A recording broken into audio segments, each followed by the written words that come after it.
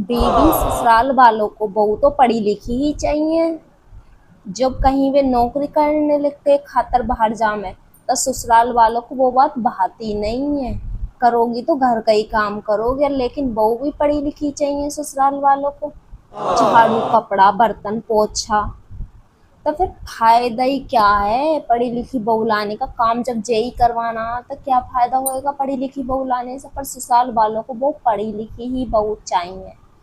बताओ बहना, जब तुम्हें अपने घर के काम काज के लिए ही बहू चाहिए तो अनपढ़ बहू लेके आओ ना। पढ़ी लिखी बहू लाओगे तो वो तो अपने फ्यूचर के लिए सोचता ही है, वे तो आगे की सोच के चलता ही। पता नहीं, हमारी सास हमें देखकर खतर गई तो हमसे पूछने बैठेगी कि तू कितनी पढ़ी लिखी। हमने कि बीए कर रहे हैं, अगले साल को एमए करेंगे। तो कहने लगी कि हमें तो बहू पढ़ी लिखी बहू चाहिए। बताओ।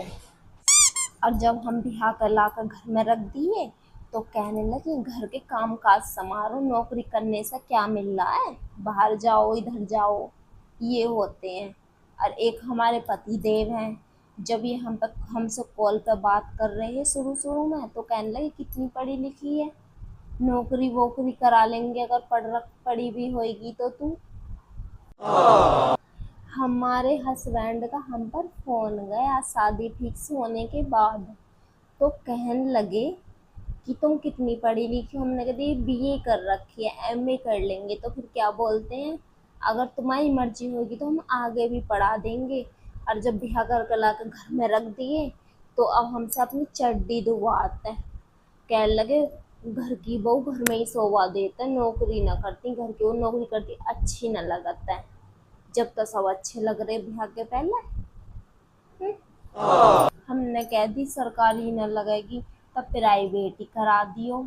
तो क्या बोलते हैं, हमारे खानदान की बहुएं नौकरी न करते हैं, नौकरी करती अच्छी न लगाते हैं।